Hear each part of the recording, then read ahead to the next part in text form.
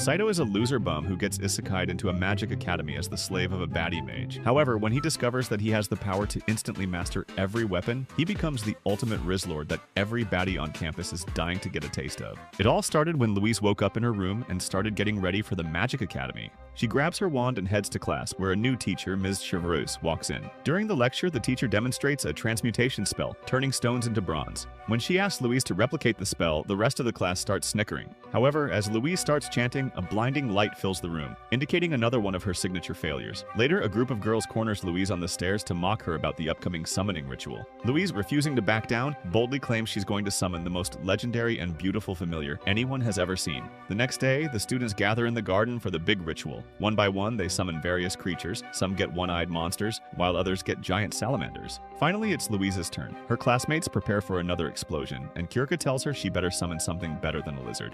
Louise prays for her slave to appear from anywhere in the universe and waves her wand, triggering a massive blast that covers the area in thick smoke. When the dust settles, everyone realizes that Louise has somehow summoned a regular human boy who looks like a Reddit moderator. She's absolutely fuming, wondering why her familiar looks like a random kid from the streets of India. Saito, completely disoriented, wakes up and asks where the hell he is, only for Kyrka to laugh and tell Louise she finally got exactly what she deserved. Furious, Louise tries to ask for a redo, but the teacher shuts her down, insisting that the ritual is sacred and she has to stick with what she got. To finalize the contract, Louise leans in and kisses Saito, which causes a searing pain in his hand as magical runes burn into his skin. The agony is too much and Saito passes out. Saito wakes up later that night in Louise's room, still feeling a burning sensation. He starts yelling about being kidnapped and demands answers, but Louise treats him like a submissive boyfriend of a liberal girlfriend. She then tosses her clothes at him and demands he wash them for the morning. When Saito refuses to be her maid, she tries to hit him with a silent spell to shut him up. Predictably, she messes up the chant, and another explosion sends Saito flying. Now completely fed up, Saito realizes they are somehow communicating despite the language barrier.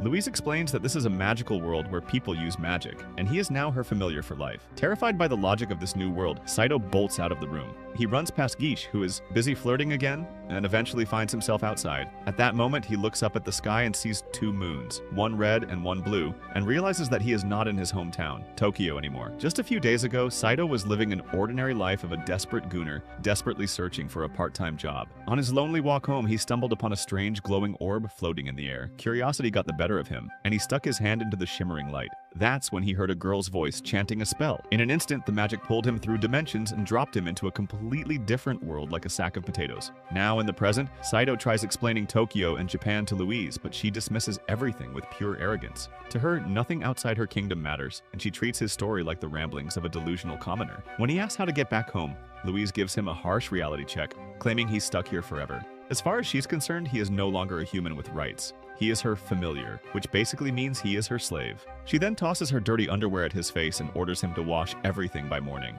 That night, Saito is left chained on the cold floor like a dog, while Louise sleeps comfortably in her luxurious bed. When Saito tries waking Louise up for school the following morning, she's still half asleep and treats him with the usual insults. He tries setting boundaries, refusing to wash her underwear, but Louise responds by pointing at a drawer full of lingerie and demanding he help her get dressed. When Saito resists, she threatens to starve him. With no real choice, Saito swallows his pride and obeys the command like an absolute simp. Later, they head to the Academy's grand dining hall. Saito feels a spark of hope seeing the lavish feast, but Louise quickly crushes it. She points to a piece of bread and a bowl of water on the floor, reminding him that familiars should be treated like a stray dog. As the nobles pray and complain about their bland meal, Saito watches bitterly from the ground. Later, during a familiar bonding class, Louise feels embarrassed by her human familiar and sends Saito to fetch tea just to get rid of him. While walking the halls, he accidentally collides with a kind maid named Siesta. Unlike the arrogant mages, Siesta is friendly and down to earth and also has beautiful, juicy knockers. As they talk, they quickly bond over their shared low status. Siesta is carrying a piece of bread that fell on the floor, but she is determined to serve it anyway because her master is strict. On the other hand, Guiche, the flamboyant,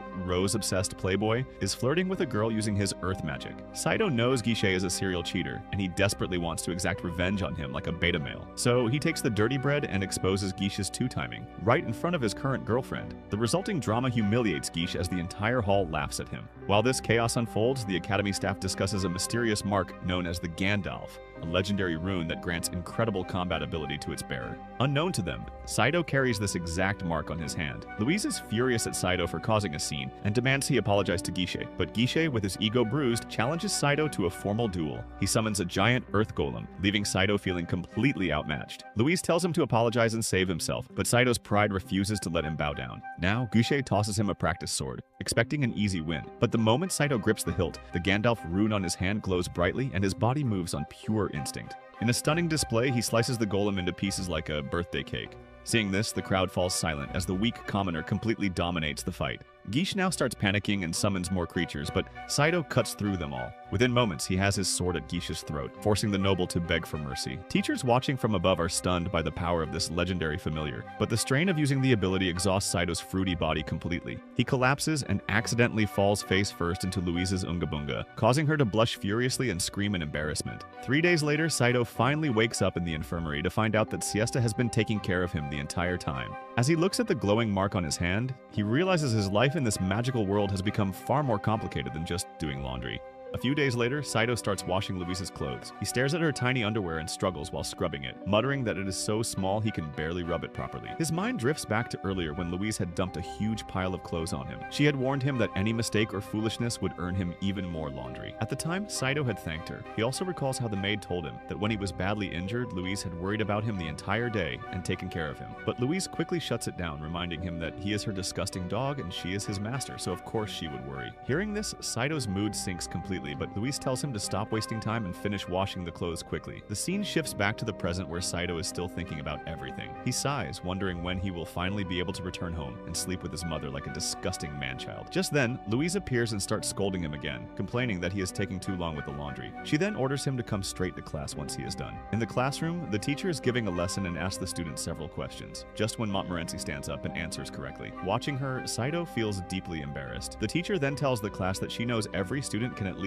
use one element. Kirsche, the flamboyant red-haired girl, speaks up and says she knows someone who cannot use even a single element. As soon as she says it, all the students turn to look at Saito. At first he is confused, but the moment he understands, a dangerous smile forms on his face. While walking together, Saito tells Louise that he finally understands why everyone calls her Zero. He points out that she has zero magic skill, yet she is still a noble, which he finds impressive. However, Louise's patience starts cracking. Saito then cheerfully says he has written a song for his master and asks if he can sing it, and surprisingly, Louise agrees. Saito begins singing, loudly declaring that his master has zero magic skill but is still a girl. He then bursts into laughter afterward, which makes the chick completely furious. She quickly reminds him that he is a familiar and should not be mocking his master like this. Seeing her anger, Saito quickly says it was just a joke, but Louise gets furious and cancels his dinner as punishment. That night, Saito is starving and he pleads with Louise repeatedly, promising not to mess up again, but she ignores him while staring at the sky. Desperate, Saito reminds her that a good master should take care of her familiar. Hearing this, Louise offers a deal. Complete one task for her, and she'll forgive him. Overjoyed, Saito starts praising her, saying that even though she has zero magic and gets bullied by everyone, she's still good to him. He adds that he'll never call her Zero again, but this only angers Louise's little dim-witted ugly brain more. She then declares he gets no dinner and must sleep outside. With no other option, Saito lies on the cold ground, unable to sleep from hunger and the freezing air. He thinks he might die from either starvation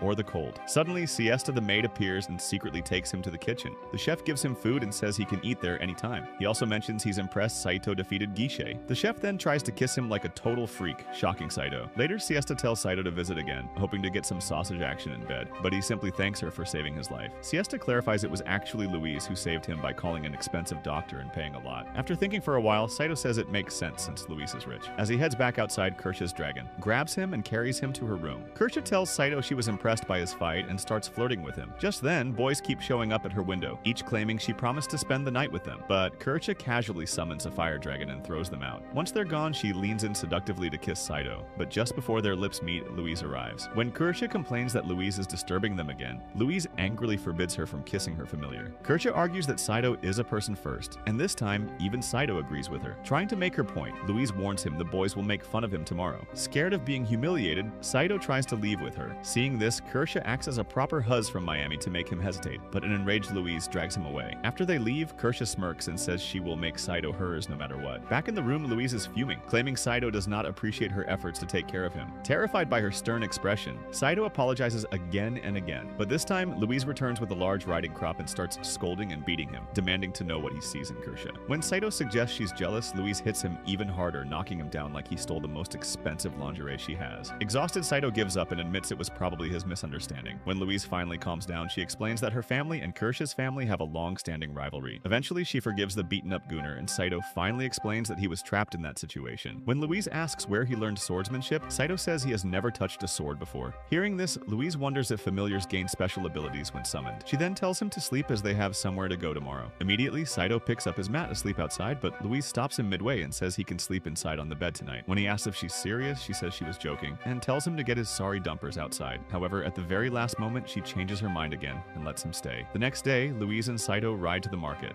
From her window, Kirsche watches them leave and wonders why they're going out. So, she runs to Tabitha, and the two girls follow Tabitha's dragon. In the market, Saito asks why they're there, so Louise takes him to a weapon shop to buy him a sword for protection. She soon finds one they both like, but it turns out to be expensive. Since she doesn't have enough money, she buys an old rusty sword instead, but the shopkeeper says it's still quite powerful. On the way back, Saito complains she bought him junk. However, Louise says it was the best she could afford and tells him to treasure it as her gift. On the other hand, Kirsche, who followed them, appears with a much more expensive golden sword. Tabitha quietly thinks Kirsche paid for it with her body, wondering if she has an OnlyFans account. Within seconds, Kirsche and Louise start arguing over whose sword Saito will keep. They prepare to use magic, but Tabitha snatches both wands and tells them to settle it peacefully. When Saito nervously says he'll keep both, they kick him in the nuts. Kirsche declares she hates Louise, and Louise says the same. Just then, a voice tells the stupid girls to stop fighting. Both glare at Saito angrily, but he denies saying it. To everyone's surprise, it turns out that the sword is talking, and it starts complaining that they woke it up. Seeing this, Kirsche reveals it's an intelligent sword, but Louise admits she knew nothing about its ability. Finally, Saito thinks the sword is amazing and chooses Louise's sword, which makes Kirsche even more furious. But Louise, tired of everything, wonders why so many annoying things keep happening to her. One day, a guy named Count Mott struts into the principal's office acting like Donald Trump's son with a message from the royal palace. Principal Osmond realizes he can't really say no to the higher-ups, so he signs the document and Mott heads out. On his way, he runs into the resident hottie, Miss Longville, and tries to act smooth by asking her to dinner, only to bail on his attempt to pick the chick up at the last moment. Confused by the encounter, Longville asks the principal what the deal is. Osmond explains that Mott is on the hunt for a notorious magic thief named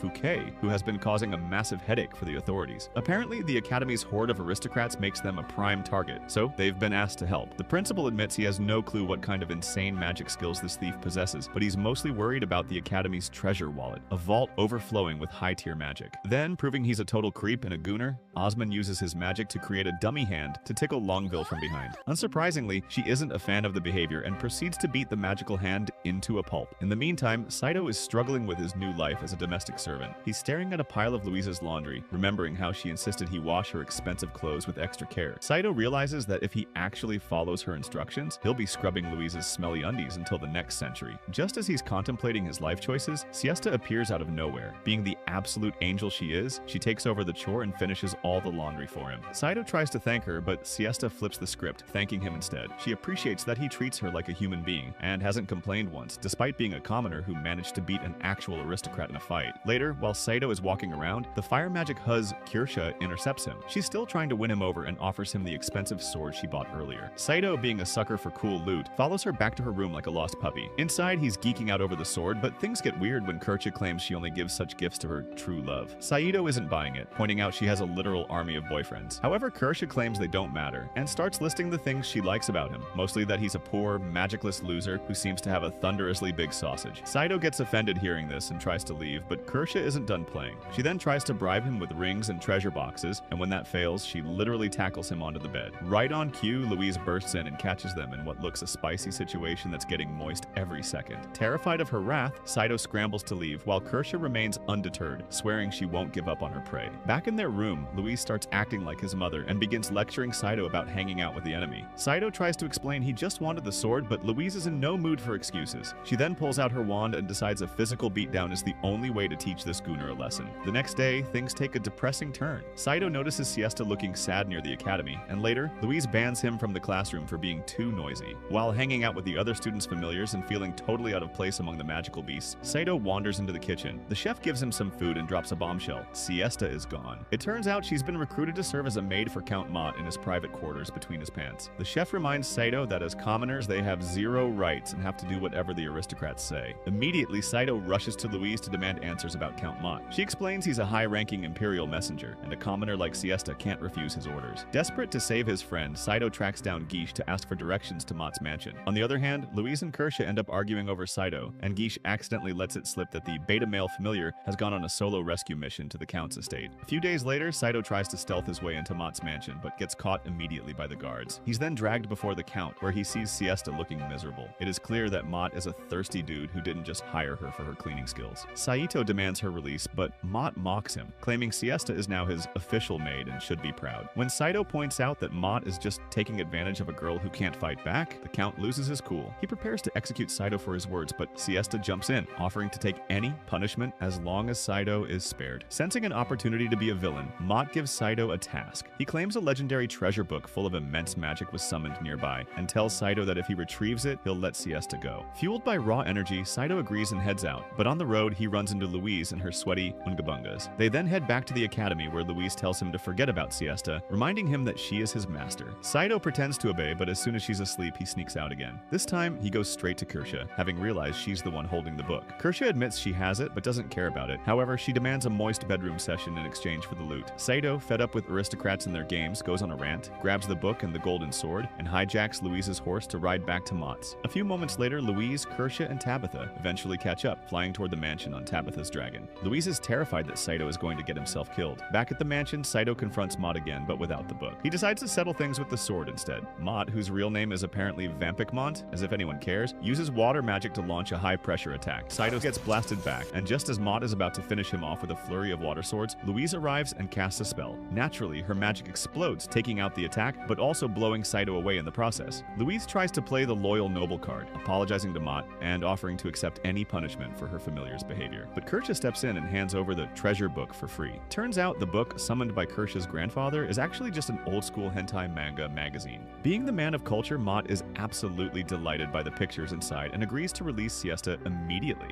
With the crisis averted, the group returns to the academy. Siesta, overcome with gratitude, gives Saito a big thank you kiss right in front of everyone, leaving a huge flagpole in his pants. Saito tries to thank Louise for the help, but she's reached her limit. Furious and jealous, she tells him to shut up and starts brainstorming a month's worth of punishments for his stunt, leaving Saito begging for mercy. A few days later, a mysterious girl sneaks into the academy's castle and empties the treasure box. She smirks and declares that Sandy Fox has successfully taken everything. The scene shifts to Louise training Saito. He keeps making mistakes repeatedly, frustrating Louise. She snaps that he is useless at everything, whether dancing or even walking properly. Saito complains that she had no issues with him before, but today she is full of complaints. However, Louise reminds him that she had already told him about the upcoming exhibition. When Saito asks what the exhibition is, Louise explains that every student must bring their familiar on stage to perform like a beach. She sighs, unsure how a useless familiar spirit like him will manage it. Saito tells her to wait and says he will show her something. Louise becomes excited, thinking he might actually have a hidden skill. Instead, Saito grabs her underwear and starts singing loudly about how his master wears old undies, even though she is a rich noble. Louise explodes in anger and demands he repeat what he just sang. Terrified, Saito backs away quickly, causing his sword to drop to the ground. However, Louise suddenly remembers that he can actually wield the sword quite well. Saito refuses, saying he cannot perform with it because he couldn't even land a single hit on Guiche during their fight. But Louise points out that he fought extremely well against Guiche, but even then Saito admits he has no idea how he managed that. Later, Saito practices sword swings on the training ground, but struggles badly and falls down like a disabled veteran. He thinks that since he doesn't know swordsmanship, there is no way he can learn it in one day. Just then, Siesta appears, and when she asks what he is doing, Saito blushes intensely, remembering the events of the previous night. Siesta then asks if he is preparing for the exhibition, and Saito explains that Louise told him second-year students are training hard with their familiars, so he has no choice but to work alone. Meanwhile, the principal instructs Miss Longville to clean and repair the exhibition hall. The perverted principal secretly hopes his spy mouse will crawl into her clothes so he can see what she is wearing today. However, Miss Longville spots the mouse and chases it away. Later, the mouse returns to the principal, who becomes disappointed, so Longville angrily beats the principal. All the students are seriously training their familiars. As Saito and Siesta walk by, Saito notices their hard work. Siesta tells him everyone is working so hard because the princess is coming to watch the performances, and will give a special gift to the first place winner. Before leaving, Siesta holds Saito's hand, wishes him best of luck, and walks away, causing Saito to blush again. A few moments later, a teacher tells Miss Longville she can relax and leave since the security is extremely tight with magical locks on the gates. But Longville still looks worried about Sandy Fox stealing the treasure. When the teacher assures her that it is impossible for the thief to break in, she finally agrees and leaves. Soon the princess arrives at the academy. All the students blush upon seeing her, whispering about how juicy her knockers are. Saito also starts praising her openly, which angers Louise and makes her silence him immediately. Meanwhile, the entire staff bows respectfully to the princess, and the principal thanks her for accepting their invitation. Back in the room, Saito continues sword practice but keeps thinking about the princess, causing him to blush and fumble. He finally throws the sword away in frustration and picks up Louise's underwear again, saying he has a much better skill. Enraged, Louise gets up from the bed to beat him, but just then someone knocks on the door, and when Saito opens it, a girl enters. Louise asks who she is, and when the girl removes her scarf, it turns out to be the princess herself. She then runs to Louise and hugs her tightly, saying she missed her very much. Louise becomes emotional as memories of their childhood flash before her. They used to play together and were the best of friends. They had even promised each other that if one ever got into trouble, the other would come to help. Louise tries to act formal and apologizes for making the princess come to such a lowly place, but the princess tells her to stop the formalities since they are childhood friends and have sniffed each other's undies multiple times. When Louise keeps apologizing, the princess starts crying. Seeing this, Louise finally softens, holds her hand, and says they are still very good friends. Saito tries to take advantage of the moment and asks the princess to teach him a new trick, but Louise gets furious and throws him to the ground and beats him like Conor McGregor. The princess notices Saito and asks if he is the familiar Louise summoned. She reveals she has been wanting to meet him ever since she heard that a familiar spirit defeated a noble. Louise tries to speak, but the princess stops her, saying it was a small mistake and she shouldn't punish him so harshly. The princess also reminds Louise of their childhood promise to protect each other. Hearing this, Louise blushes and smashes Saito's head into the ground again. As the princess prepares to leave, she hugs Louise and says the time they spent together as friends when they were young is still very precious to her. Louise replies that it is equally important to her. Before leaving, the princess wishes Saito best of luck. Saito strikes a stylish pose like a creepy Reddit moderator and asks if she will come just to watch him perform tomorrow. But once again, Louise starts beating him like he owes her money. The next day, the exhibition begins. Kirsch's familiar performs first, followed by Montmorency and the others. Finally, it is Louise and Saito's turn. On stage, Louise introduces her familiar spirit. Someone in the crowd shouts motivating Louise, but then mockingly calls her Zero. The entire audience laughs, which makes Louise slightly emotional. Unable to watch anymore, Saito shouts at everyone to shut up and watch his performance. He tries to command his sword, but it remains asleep and unresponsive.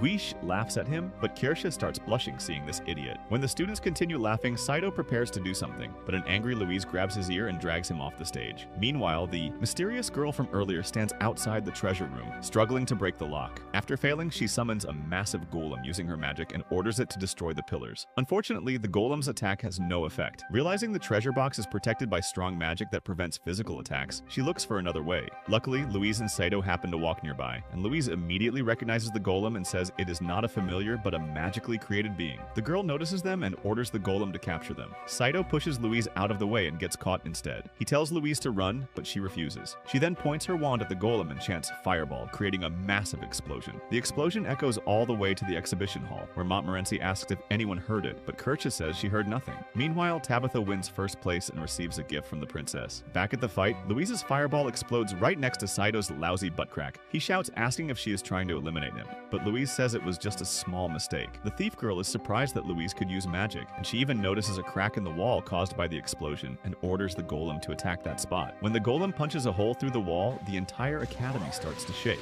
Now, the girl thanks Louise for helping her and orders the golem to release Saito. As Saito falls to his freedom, Tabitha appears and saves him, finally making Louise relieved. On the other hand, the principal furiously questions how the thief entered and stole the treasure box without leaving any clues. The entire academy soon learns that Sandy Fox has successfully stolen the treasure. Louise tells Saito that the thief must have been a triangle-class mage since she could control such a large golem. But Saito casually says they are both alive, and that is what matters. Louise wonders how he can be so carefree when such a big problem has occurred. With this, Louise kneels before the princess and apologizes for failing to protect the treasure. The princess comforts her, saying it is not her fault, and promises to report everything to the royal palace. After the princess leaves, Louise worries that the academy's reputation will be ruined. At that moment, Saito asks her why she didn't run away when he told her to, but Louise replies that a master should never abandon her familiar in such a situation, leaving the simp Saito stunned by her words. A few days later, Kirche sits closely with Saito, feeding him fruits while asking him about the length of his sausage. Nearby, Louise watches them with intense jealousy. She then snaps at Saito that he is her familiar, so he has no right to eat from another girl's hand. Their argument is interrupted by an announcement in class. The princess has taken full responsibility for the recent theft, claiming the guards were busy protecting her. However, Louise becomes deeply upset upon hearing this. A teacher soon arrives and informs Louise, Tabitha, and the others that the principal wants to see them in his office. Kirche tags along even though she wasn't summoned, saying she is bored. In the office, the principal reveals that an unknown house has been discovered deep inside the forest. He suspects Sandy Fox is hiding there. He shows them a photo and Louise confirms it is the same person. Determined to restore the academy's lost honor, he asks for volunteers among the aristocrats. Louise immediately raises her hand and declares she will go catch Sandy Fox by the the nuts. Everyone is shocked to hear this, and Kirsha also volunteers, refusing to fall behind Louise. Tabitha quietly raises her hand too, saying she is worried about both of them. So, the principal assigns the mission to the three girls and praises their abilities. He announces that Tabitha has already been granted the title of knight by the princess. He then praises Kirsha's strong fire magic and her family's prestige from Germania. When it comes to Louise, he awkwardly says her future is very bright and quickly shifts focus to praise her for summoning such a powerful familiar who defeated an aristocrat. In the mix, Miss Longville volunteers to join them as their guide. With this, the team prepares and sets off on the mission. While walking through the forest, Saito asks Louise how Sandy Fox can use magic if only aristocrats are supposed to. Longville explains that some commoners can use magic if they were previously aristocrats who gave up their status. Kirsha interrupts and asks how Longville lost her own title, but the teacher remains silent. When Kirsha complains that she is getting bored, Louise tells her she came along unnecessarily. She then clings to Saito, saying she only joined because she was worried about him. She teases Louise by asking what she would do if a giant monster appeared. The two girls start arguing like retired baddies suffering from dementia until Saito stops them. A few moments later, Kirsha shows Saito the expensive sword she bought for him. Saito says he already has one, but Kirsha insists he keeps hers for emergencies. After getting permission from Louise, Saito reluctantly accepts it, while Louise burns with jealousy. Soon, the group reaches the mysterious house in the deep forest and immediately checks the surroundings. Saito looks through a window and says no one is inside. Tabitha scans for magical traps but finds nothing. Louise offers to stand guard outside while the others search. Inside, Tabitha discovers the Staff of Destruction in a box. As Kirsha and Saito turn to look, the ceiling bursts open, and a massive golem appears and attacks almost immediately. Seeing this, Tabitha launches a powerful twister, but it barely affects the creature. Kirsha follows with a large fireball, yet the golem only steps back slightly. When the golem prepares to strike again, Louise steps forward. Saito tries to stop her, but she insists she is an aristocrat and will not run. Unfortunately, her spell fails to damage the golem. Terrified, Louise faces the incoming attack like a lesbian with a stone-cold heart. Saito rushes in at the last moment and saves her, but Louise angrily tells him not to interfere. Frustrated, Saito slaps her and shouts that even if she is an aristocrat, it won't matter if she dies. Louise starts crying hearing this, saying she cannot run away or everyone will mock her as Zero again. Saito feels bad but carries her to safety. He asks Tabitha to take Louise away on her dragon. The girls agree. Saito charges the golem alone, but his sword snaps on impact. The intelligent sword then speaks to him, urging him to use it. As soon as Saito grabs it, the runes on his hand glow brightly. Feeling the same power he had when fighting Guiche, he dashes forward and slices off one of the golem's arms in a single strike. Seeing this, Louise asks Tabitha to take her down. She approaches the golem holding the Staff of Destruction, but nothing happens when she activates it. So, Saito takes the staff, realizes it is a rocket launcher, and fires it at the golem, destroying the creature like a toilet inside a public restroom. In the meantime, Louise watches in amazement, while Saito explains that the Staff of Destruction is a weapon from his world. Before they can discuss further, Kirsha rushes over to hug him. Suddenly, Miss Longville points the launcher at them and reveals she is the real Sandy Fox. However, Saito knocks her unconscious and explains the launcher was out of ammo and that Longville herself was the final piece. The principal later congratulates the team and informs them they have been invited to the royal palace as special guests. When Louise asks if Saito can come, the principal refuses because he is a plebeian. Hearing this, Louise becomes sad, but Saito says he has no interest anyway. He then asks the principal for a private talk. Once alone, Saito reveals he is not from this world. The principal tells him the staff belonged to a friend from another world who saved his life 30 years ago, but that person is no longer alive. Saito realizes his only lead home is gone. At the royal palace, a grand party is underway. Saito stands by the window looking depressed as if his dog just died from diarrhea. When Louise arrives looking stunning, several boys ask her to dance, but she rejects them all and walks straight to Saito. She then asks what he is doing there alone. Saito replies that as her familiar, he cannot go anywhere without his master's order. Louise then asks him to dance with her. While dancing, Saito nervously asks her to correct him if he makes mistakes. After a while, Louise asks if he still wants to return to his own world. When Saito says yes, Louise becomes sad and apologizes for asking. She then thanks him for saving her life multiple times. Saito notices her unusual behavior and asks what is wrong. Louise blushes deeply, and just then, the intelligent sword suddenly speaks up, saying it has never seen a commoner dancing with his master before. A few days later, Saito and Louise stand respectfully before the princess. The princess thanks them sincerely, saying that if they hadn't stopped Sandy Fox, the thief could have become a serious threat to the kingdom like P. Diddy. She then praises both of them for their bravery, making Saito feel extremely embarrassed by the royal compliment. The princess then extends her hand towards Saito for a handshake, but Louise quickly steps in and reminds her that she should not casually touch a mere familiar. However, the princess smiles and replies that this familiar helped Louise greatly, so he deserves a proper reward. She extends her hand again with clear intention,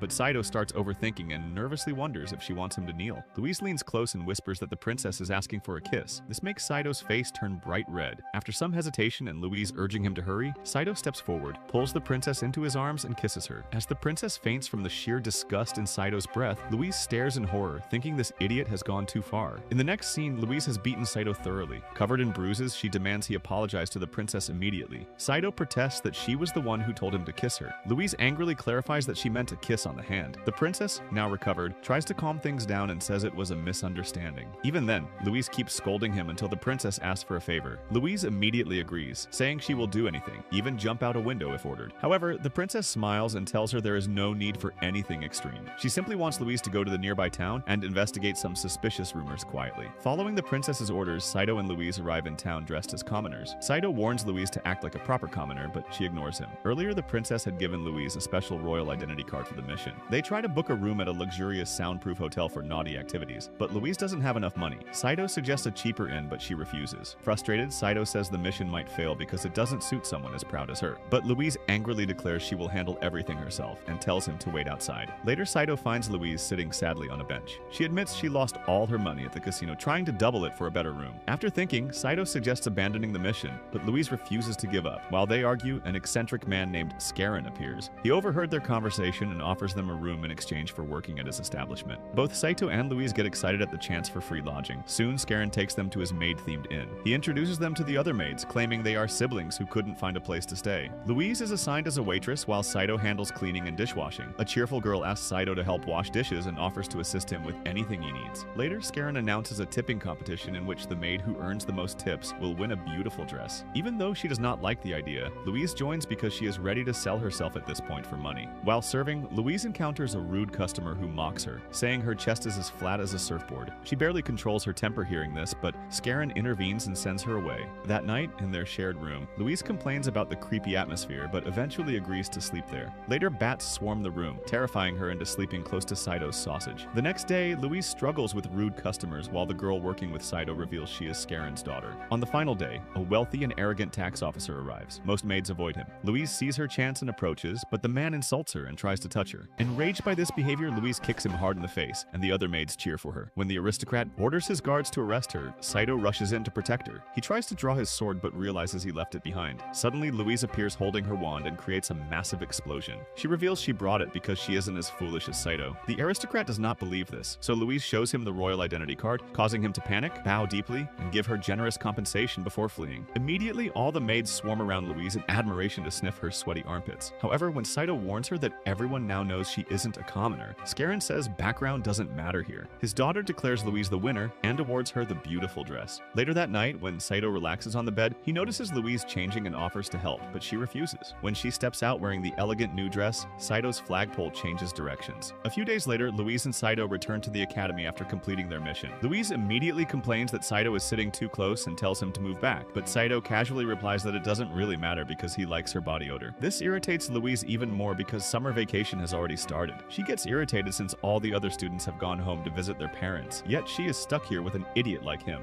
Later, when they run into Tabitha and Kirsha asks if Louise is returning from her family home. Louise replies that she went for other business. As they talk, Saito walks over, so Kirsha immediately hugs him, saying how happy she is that he is back. Seeing this makes Louise burn with jealousy. When she asks Kirsha where she is going, Kirsha replies that she is heading to Tabitha's house with her. The two girls leave soon after, and Saito watches them go with a gentle look. Louise gets even angrier and kicks him hard. In the carriage, Kirsha asks Tabitha why she doesn't seem happy about going home. Tabitha stays silent at the question, but when Kirsha presses her about opening up about her problems, she finally reveals she was expelled from her previous school for causing too much trouble in the boys' hostel bedroom. Her family called her useless and tried to force her into marriage with an old man, and that was why she ran away to this academy. Tabitha finally speaks, asking if Kirsha is joking, but just then, their carriage suddenly stops. A man outside tells them the river ahead has flooded and the bridge is broken, so they must take another route. Meanwhile, back at the academy, Louise orders Saito to wash all the clothes and clean the entire room. She warns him that if he makes even one mistake, he won't get dinner. Saito listens quietly, and after he leaves, Louise sits alone and fumes. She thinks Saito is an idiot who flirts with every girl, then wonders why she gets so angry whenever he is with someone else. While walking outside, Saito reflects that even though Louise constantly yells at him, living with her gives him a strange, warm, home-like feeling. He then sees Montmorency and Guiche arguing, and soon, Montmorency storms off angrily. Saito quickly meets her on the path and tells her Louise is still at the academy. Immediately, Montmorency heads inside with Guiche following, desperately. When Saito notices a large empty pot nearby, he asks a servant for it and later admires it alone. His intelligent sword asks what he plans to do with it, but Saito tells it to simply wait and see. At Tabitha's grand mansion, a butler welcomes the girls warmly with a flagging increase in his cutlery. Later, Tabitha tells Kirsha to wait while she goes inside. After Tabitha leaves, Kirsha looks at a portrait just when the butler brings her tea and introduces himself as the butler of the Orleans family. When Kirsha tells him she is from Germania, The butler says he is glad she came because Tabitha rarely brings friends home. Kirsha is surprised to learn Tabitha's real name is Charlotte. Just then, Tabitha enters a room and greets her mother, who shows no joy and coldly calls her a stubborn girl. Meanwhile, the butler tells Kirsha the tragic story of the family. Tabitha's father, the previous king, was violently eliminated, making her uncle the new king now. 5 years ago, after the king's death, Tabitha's talented older brother had strong support, but political schemes put her uncle on the throne. Tabitha's mother was then targeted. At a party, both were offered a drink laced with brain lock magic. The mother suspected danger, drank it herself to protect her daughter, and has been mentally broken like P. Diddy ever since. The butler reveals that Tabitha has been sent on nearly impossible missions to earn protection for her mother, which is why she was sent far away to study. When Tabitha returns, Kirsha approaches her with concern but says nothing about what she learned. Back at the academy, Montmorency secretly prepares a special potion and mixes it into a drink. Meanwhile, Saito uses the large pot as a bathtub and relaxes inside. Just then, Siesta arrives and gets startled when Saito stands up from the water. When she asks what he is doing, after some hesitation and blushing, Siesta joins him. They chat comfortably as Siesta asks about his world. Saito tells her there is no magic there and only one moon. Moments later, Montmorency prepares to slip the potion into Guiche's drink, but he points out what he thinks is Louise. Meanwhile, Louise is wandering angrily, looking for Saito, when she spots this simp bathing with Siesta and walks away furiously. After Siesta leaves, Montmorency successfully mixes the potion, but before Guiche can drink it, Louise appears, takes the drink, and downs it, while Montmorency watches in shock. That night, Louise sits on her bed looking flushed, and when Saito returns, she scolds him for being late. Saito explains he hadn't bathed properly in a long time, but Louise taunts him, saying she knows exactly what he was doing with Siesta. Saito is confused hearing this, and he also notices Louise's face is bright red. Suddenly, Louise grabs him and starts crying like a divorced baddie. She then calls him an idiot who doesn't understand anything and complains that she was lonely. One thing leads to another, and she hugs him tightly and confesses that she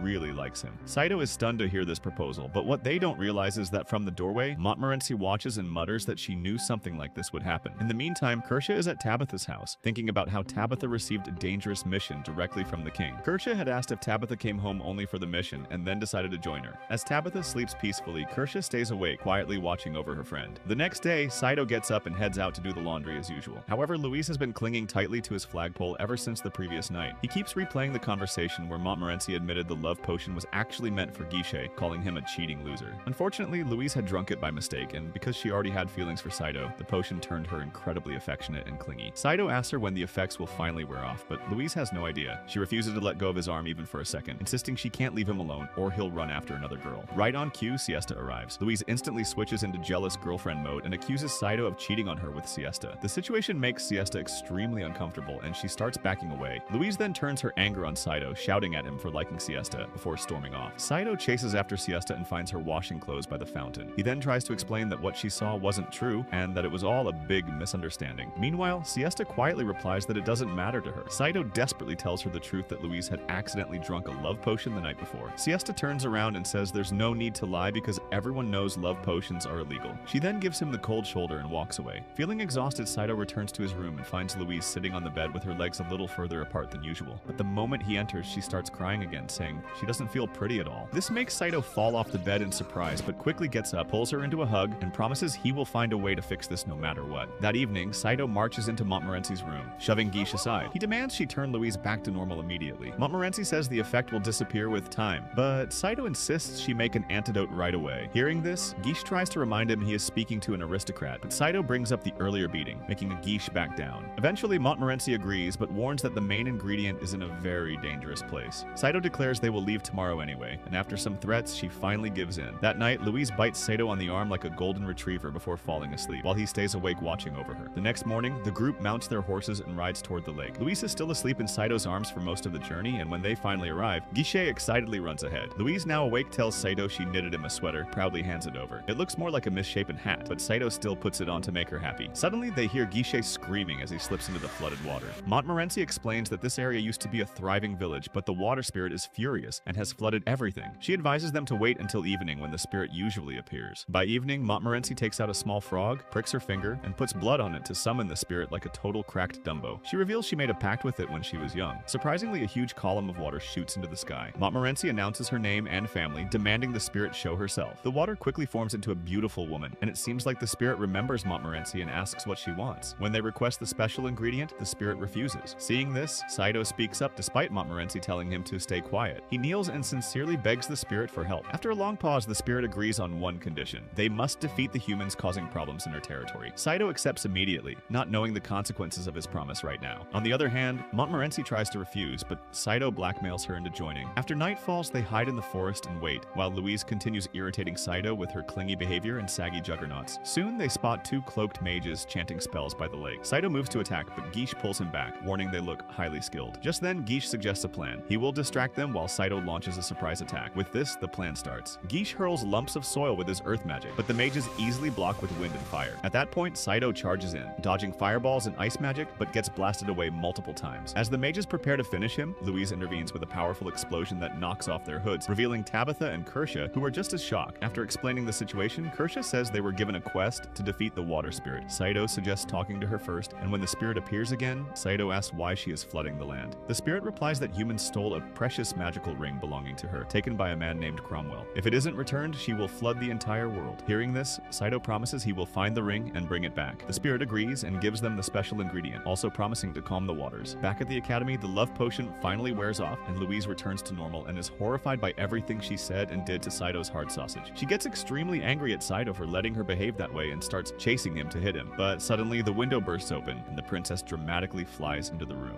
The next day, Louise immediately approaches the princess and asks why she has come to visit them alone at night, pointing out how dangerous it could be. The princess replies that she has urgent business that must be handled in complete secrecy. She reveals that she will soon be marrying an ugly king from a neighboring kingdom in order to prevent a war. Although she has no feelings for his sausage, she must go through with it for the sake of her country's flagpole. The real problem, she explains, is that she has been secretly exchanging very intimate letters with the prince of another kingdom. If those letters ever come to light, the marriage could collapse, creating serious political trouble. Louise kneels and promises that she will do everything in her power to help. Suddenly, Saito notices someone eavesdropping behind the door and shouts for them to show themselves. It turns out to be Guiche, who steps inside, greets the princess politely, and admits he overheard everything, so he offers to help with the mission. Both Saito and Louise look visibly annoyed by his dramatic entrance, but the princess knows Guiche's father well and allows him to join them. Later that night, Saito goes outside to do the laundry. Siesta approaches him and apologizes for not believing his story about the love potion. Saito tells her not to worry about it and then asks if there are any famous scientists in the area. Siesta takes him to an old inventor who has been studying dragons for many years. The old man mentions that a familiar like Saito was once summoned long ago by a legendary mage. That familiar had the ability to use void magic, power that has never been seen since. He also points out that Saito bears the same mysterious mark on his hand, though he doesn't know anything more about it since he is a total simp. Saito then returns to the room and helps Louise get dressed. She seems very insecure and tells him she doesn't feel talented enough to handle such an important mission. Saito tries to encourage her, saying she is stronger than she thinks, but Louise still looks sad as she lies down on the bed. The next morning, the group prepares to leave on horseback, while Louise stares quietly at the ring the princess gave her. It turns out that a bodyguard is supposed to accompany them. Just as they wait for the guard, a mole bursts out of the ground, and it turns out to be Guiche's familiar. After Guiche hugs it excitedly, the mole jumps toward Louise and tries to snatch the ring. Guiche explains that his familiar is a huge fan of jewelry. Suddenly, a powerful gust of wind knocks the mole away, leaving Guiche horrified. A person then descends from the sky like Dumbledore riding a griffin. The man is a handsome and confident knight named Ward, who walks straight up to Louise, apologizes for being late, and picks her up in his arms. Saito learns that Louise is actually engaged to this man, and Ward announces that they will begin their journey immediately. As they travel, Guiche keeps telling Saito how cool the Griffin Knights are. Saito grows increasingly irritated as everyone seems to be praising Ward endlessly. After riding through a barren valley, they finally reach a town, where the locals stare at them as they enter. Guiche proudly explains that the town was built by a powerful earth mage, just like him. They soon arrive at a hotel where Ward says they will rest for the night and continue tomorrow. The entire time, Saito stays quiet, but Louise tells him not to be rude. After Ward leaves, she explains that her parents arranged the marriage. Saito continues acting cold and jealous. Louise tells him that Ward is a much better fighter and is also bigger than him, before walking away. That evening during the feast, Ward praises Louise for successfully summoning a human familiar, something that is almost unheard of. He then teases Guiche about losing to Saito earlier, making him choke. Ward asks Saito if it was his first time holding a sword, and Saito answers yes in a disinterested tone. As they chat, Louise keeps praising Ward for his knowledge. Ward then looks at Saito and challenges him to a duel. Everyone is surprised, and while Saito is still annoyed, accepts. Louise tells him to apologize, but he refuses. Ward eventually stands up and says they should all get some rest. He then picks Louise up and takes her to his room, leaving everyone watching. Saito ends up going with Guiche, who enjoys the night sky before heading out to party, leaving Saito alone. He asks his intelligent sword if it knows anything about the human familiar from long ago. The sword replies that it belonged to a human thousands of years ago and can only be used by a familiar like him. The sword also tells Saito that he has the latent power to use any weapon perfectly if he truly wants to. It explains that the golden sword broke earlier because it was bought from Temu. Feeling slightly confused, Saito asks whether they can defeat Ward, but the sword replies that it depends entirely on him. Meanwhile, Ward is drinking with Louise and talks about how she used to cry alone in a boat in the middle of a lake when she was younger. He tells her that she has hidden powers inside her knockers. He then suggests they get married right after this mission ends because he can't wait for her to come of age. He tries to kiss her, but Louise thinks of Saito at that moment. Just then, Ward stops and says her heart already belongs to someone else. Before leaving the room, he tells her that by the end of this mission, she will want to marry him. The next day, Saito and Ward meet in a narrow alley for their duel. Even though Louise begs them not to fight, neither is willing to back down. Saito draws his practice sword while Ward does the same. He then immediately launches a fast series of attacks from every direction. Saito blocks and dodges as best as he can. Ward compliments his speed, but Saito is in no mood for conversation. He then runs up a wall and jumps down with a powerful strike, but Ward easily blocks it and goes on the offensive. After several exchanges, Ward uses a magic spell to blast Saito into a pile of wooden barrels. Seeing this, Louise runs over to check on him, but Ward walks up and tells Saito that he can never defeat a mage, which means he can never truly protect Louise. With those words, Ward turns and walks away. That evening, Saito stands alone on the balcony, quietly shedding tears as he remembers Ward's harsh words. Just then, Louise approaches him and gently asks if he is crying, but Saito quickly denies it, claiming it's just sweat in his eyes. Seeing his lousy ass, Louise tells him to stop pretending, because he lost to the kingdom's strongest knight and should just accept it. Hurt by her words, Saito pushes her away and tells her to leave him alone. For a moment, Louise looks sad, turns around and says that after this mission is over, she will marry Ward. She then walks away, leaving Saito standing there in silence. A short while later, Guiche approaches Saito and says they need to leave soon, but suddenly the ground begins to shake violently and a massive golem bursts out of the earth with Fouquet, the thief who was supposed to be locked away in prison, sitting on top of it. Meanwhile, on the way to the ship, Louise asks Ward where Saito and Guiche are. Ward casually lies, saying the two cowards got scared and went back home. Before Louise can respond, the Griffin takes off toward the docked magical ship. Back at the hotel, Guiche hides behind Saito as Fouquet orders her golem to attack. Seeing this, Saito moves quickly and slices off one of the golem's arms, surprising Fouquet. She then simply uses magic to regenerate the arm instantly. Meanwhile, Guiche summons a group of earth dolls to surround and attack the golem, but the creature easily destroys them all and throws the last doll at Guiche, knocking him down. As the golem advances, a powerful blast of light hits it like Johnny Sin's projectile, forcing it to its knees. Tabitha and Kirsche then descend on a dragon, having heard the commotion. A crowd of locals gathers at the balcony, forcing Fouquet to retreat. In the distance, they hear the loud horn of the departing ship, but by the time they reach the port, it's already too late. The receptionist tells Saito that Louise and Ward left for the ship some time ago. Saito can only shout in frustration as he watches the flying ship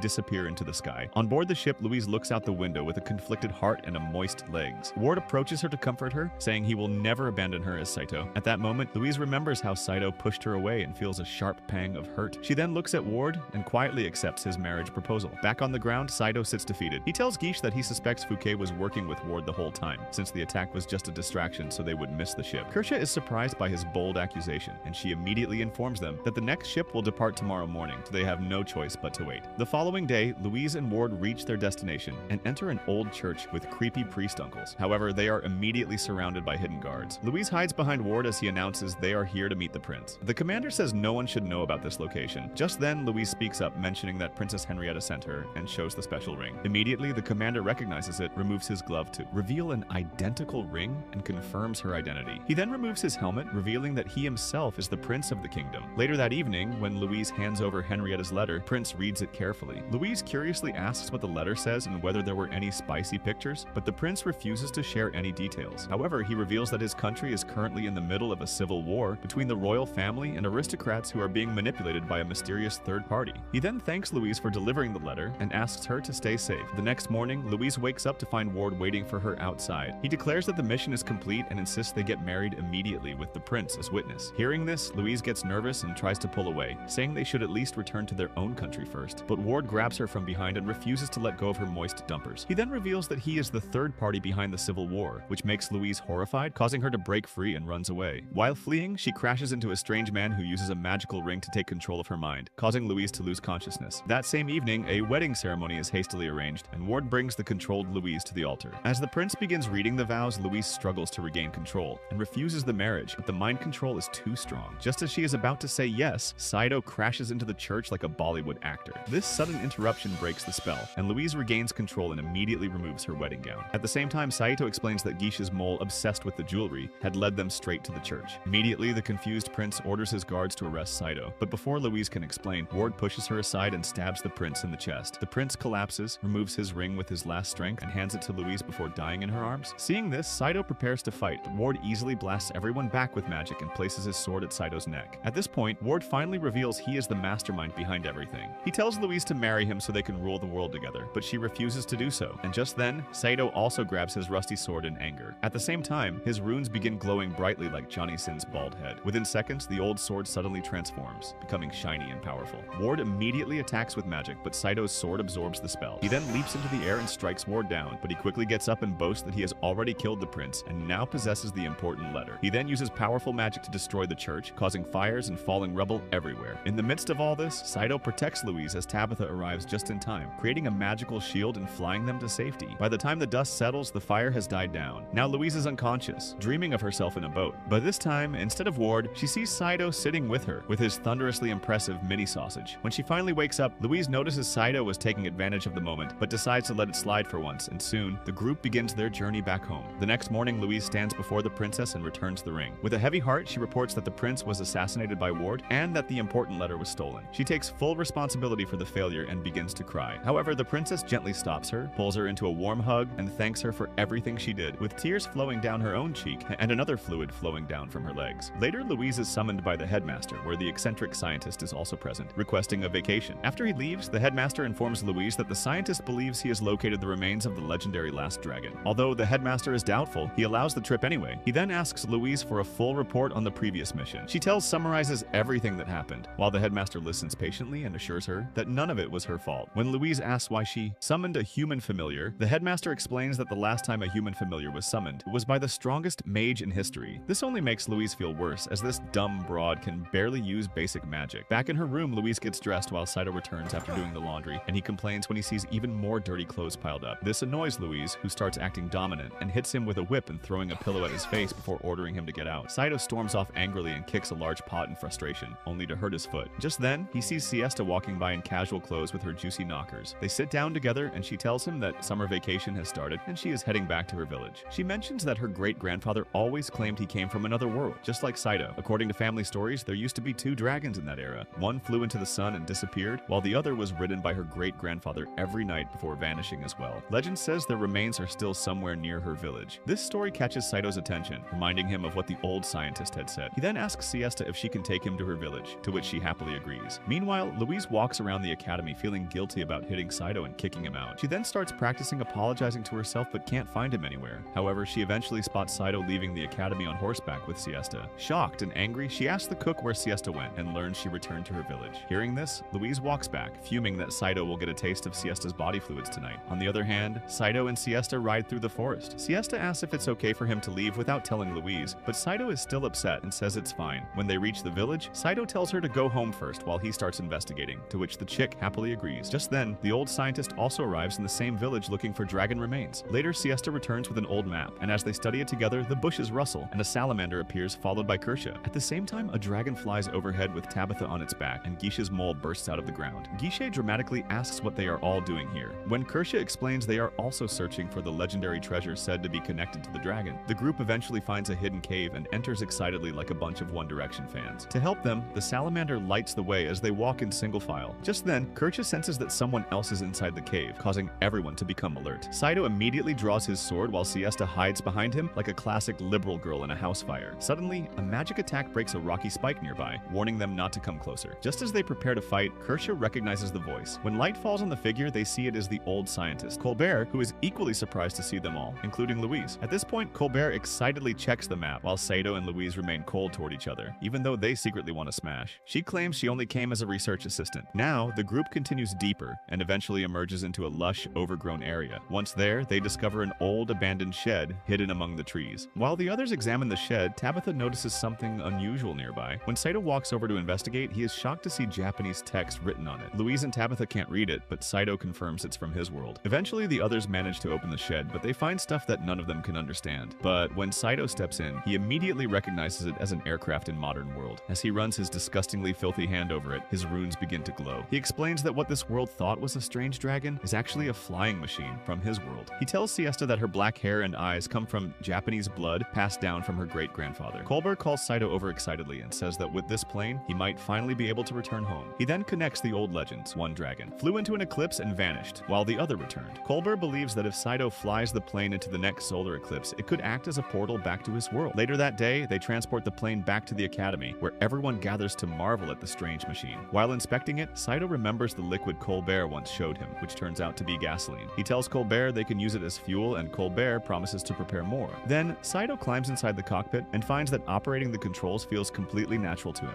His sword explains that the plane was likely a war machine, and Saito's power allows him to master any weapon instantly. From a distance, Louise watches him with moist legs before turning and walking away, wondering if Saito will actually leave. Suddenly, Guiche rides in on a horse, looking terrified, and tells Louise there is a major problem. At first, she brushes him off, but he reveals that Ward has taken control of the neighboring country of Albion and has declared war on Tristan. Meanwhile, Saito sits inside the plane, unaware of the news, wondering when the next eclipse will happen so he can finally go home. Far away in Albion, Cromwell sits happily on the throne like a retired cornstar. He thanks Fouquet for stealing the ring from the water spirit. As he studies the map and plans his invasion of Tristane, Ward tells him that everything is ready and that Tristane is currently vulnerable. When Cromwell asks when they should strike, Ward replies that they should attack on the day of the solar eclipse when darkness will work in their favor. The next morning, Saito approaches Louise and tries to make peace with her, and also reveals that he will be leaving in 3 days. Louise acts cold and says she doesn't care, which clearly hurts him. Hearing this, Saito walks away angrily while Louise watches him with sadness in her eyes. Meanwhile, a war council is held at the royal palace. The commanders warn that Albion's army is too large and suggest surrendering to save lives. However, Henrietta firmly refuses, declaring that they will never surrender. She says it is a matter of honor and pride, and that she will personally lead the Tristan army into battle. Her mother, the queen, also seems to support her daughter's stupid little decision. Back at the academy, Saito stands on the balcony looking at the moons, thinking about how he will finally return home in just 3 days. Later, while all the mages are gathered in the hall, the headmaster announces that war is coming and the princess herself will lead the forces. On top of that, the academy will remain closed until further notice. Hearing this sudden news, the students panic about returning home. Meanwhile, Guiche proudly claims he will join the army, but after being teased by Kirsche, he admits his father is forcing him to go. That night, Louise enters the room where Saito is sleeping. She turns on the light, looks at him for a long moment, and whispers a quiet goodbye, knowing she will be fighting on the front lines. The next morning, Saito wakes up to find a note from Louise saying she has fired him and he is free to go wherever he wants. Confused by this weird breakup from a situationship, he shows the note to Kirsche and Tabitha. They then tell him about the war and that Louise has gone to fight alongside Princess Henrietta. In Siesta's village, she works in the fields while thinking about Saito leaving soon. Suddenly, Albion's flying warships appear in the sky, carrying soldiers controlled by Cromwell's ring. Cromwell declares that since Tristan refused to surrender, war has begun. On the other hand, at the castle, Henrietta prepares to march, where the queen bids her daughter a tearful goodbye. By morning, Henrietta's forces reach the village where the first battle will take place. Louise rides beside her, but her mind is clearly occupied with thoughts of Saito and his impressive rooster. At the academy, Saito inspects the plane, where Kirsche approaches him and urges him to meet Louise one last time, but the Chad refuses. Just then, Olbert arrives with barrels of gasoline he managed to produce. He informs Saito that the war has already started and Siesta's village is the first target. Saito decides he cannot let the village be destroyed, but despite Kirsche warning him that using the plane might ruin his only chance to go home, Saito is determined to fight. He then asks Colbert to start the engine, so Tabitha uses her wind magic at the last second to help the plane take off just before it would have crashed into the wall. Now, Saito flies toward the battlefield, while Tabitha and Kirsche also head out to join the fight. On the ground, the battle begins. Albion's Dragon Knights easily overpower Tristan's Griffin Knights, and the cavalry tries to reach the floating warship but suffers heavy losses from cannon fire. Siesta helps the villagers escape into the forest, and as Henrietta watches the battle, she realizes her forces are losing badly. Suddenly, the solar eclipse begins, and when everyone looks up, they see a loud engine noise filling the sky. Saito appears to be flying the plane, shocking the entire battlefield, but instead of flying into the eclipse, he turns around and dives straight into the fight, using the plane's weapons to shoot down Albion's forces one by one. The Dragon Knights are confused by the strange machine chasing them, and when Fouquet and Ward sense the chaos in the battlefield, they join the battle as well. However, Saito destroys most of the Dragon Knights like he's been destroying his unborn predecessors in the toilet. When Ward attacks him on a fast dragon, Saito absorbs the incoming magic with his sword. Unfortunately, his ammo eventually runs out, and one of the plane's wings catches fire. On the ground, Fouquet summons a powerful golem to attack the army, while Guiche, Tabitha, and Kirsche confront her. Guiche uses alchemy to turn the golem into oil, and Kirsche sets it on fire, destroying it completely, causing Fouquet to flee the scene. As Ward prepares to finish Saito, Louise jumps from Tabitha's dragon onto the plane. Immediately, Saito catches her and pulls her into the cockpit, scolding her for doing something so reckless. But just then, Louise starts crying and apologizes for how she treated him in the past. While they cry like idiots, Ward attacks again, damaging the plane further. Suddenly, Louise's latent power awakens. Her body moves on its own as she raises her wand. This causes a massive burst of white light to erupt, destroying the warship and forcing Ward to retreat. Now, the warplane starts falling and Saito tries to crash land it safely. They hit the ground roughly but survive as the eclipse also comes to an end. In the end, Louise falls unconscious in Saito's arms, and luckily she can't smell his smelly armpits. Later, Cromwell tries to use his ring to control Tabitha and Kirsche, but Guiche knocks him out from behind. Louise eventually wakes up and scolds Saito for missing the eclipse and destroying the plane, but Saito simply smiles and tells her he has decided to stay in this world with her. Hearing this, Louise's face lights up with happiness, and after a long time, they finally reconcile. In the end, the war ends with Tristan's victory, and all the heroes receive medals for their victory. On the other hand, Louise returns to show Saito her shiny medal, but he is missing from the academy. She hurriedly starts searching for him due to her abandonment issues, and eventually finds him talking with Siesta again. She then approaches him angrily, which causes Saito to panic as Louise pulls out her whip, ready to discipline him once more. Comment down below, huge jugs, if you watch till the end. Subscribe so you don't miss the next video.